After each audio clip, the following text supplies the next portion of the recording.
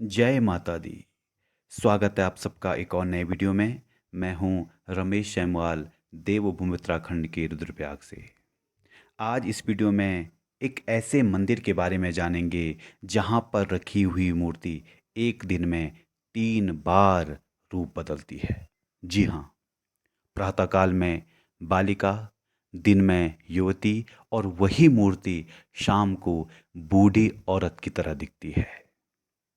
यह मंदिर श्रीनगर गढ़वाल से मात्र 14 किलोमीटर की दूरी पर है और धारी माता मंदिर के नाम से जाना जाता है।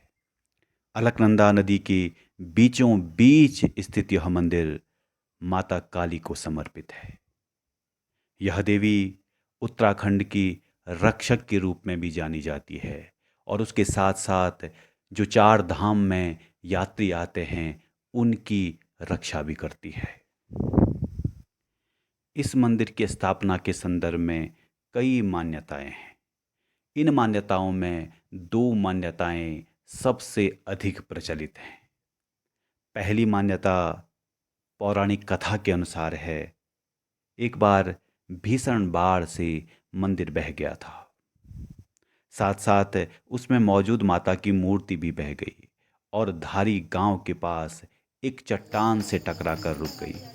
कहते हैं कि उस मूर्ति से एक ईश्वरी आवाज निकली जिसने गांव वालों को उस जगह पर मूर्ति स्थापित करने का निर्देश दिया।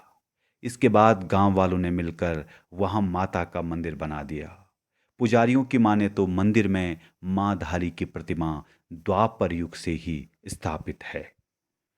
दूसरी मान्यता के अनुसार माता धारी देवी 7 भाइयों की इकलौती बहन थी। माता धारी देवी अपने 7 भाइयों से अत्यंत प्रेम करती थी। वह स्वयं उनके लिए अनेक प्रकार के खाने के व्यंजन बनाती थी और उनकी अत्यंत सेवा करती थी। यह कहानी तब की है जब माँ धारी देवी केवल 7 साल की थी। परंतु जब उनके भाइयों को यह पता चला कि उनकी इकलौती बहन के ग्रह उनके लिए खराब हैं, तो उनके भाई उनसे नफरत करने लगे। कुछ समय बीत जाने के बाद माँ धारी के 5 भाइयों की मृत्यु हो गई। शेष बचे हुए 2 भाइयों ने उनकी मौत का कारण बहन को ही माना, क्योंकि बचपन से ही उनको बता दिया गया था कि भाइयों के लिए इस बालिका के ग्रह अच्छे नहीं। जब माता धारी की उम्र केवल 13 साल ही थी, तब दोनों भाइयों ने उसके सिर को उसके धड़ से अलग कर दिया और उनके मृत शरीर को रातों रात नदी के तट में प्रवाहित कर दिया। इस कन्या का सिर वहां से बहते बहते कल्यासौड़ के धारी नामक गांव आ पहुंचा। जब सुबह सुबह का वक्त था तो धारी गांव में एक व्यक्ति नदी तट के किनारे पर कपड़े धुल रहा था, तो उन्होंने सोचा कि नदी में कोई लड़की बह रही है। उस व्यक्ति ने कन्या को बचाना चाहा, परंतु उन्होंने यह सोच कर के कि मैं वहां कैसे जाऊं, क्योंकि नदी में तो बहुत ही ज़्यादा पानी था और वह इस डर से घबरा गई कि मैं कहीं स्वयं ही न बह जाऊं। और उसका धैर्य टूट गया और उसने सोच दिया कि मैं अब वह कन्या को नहीं बचाऊंगा।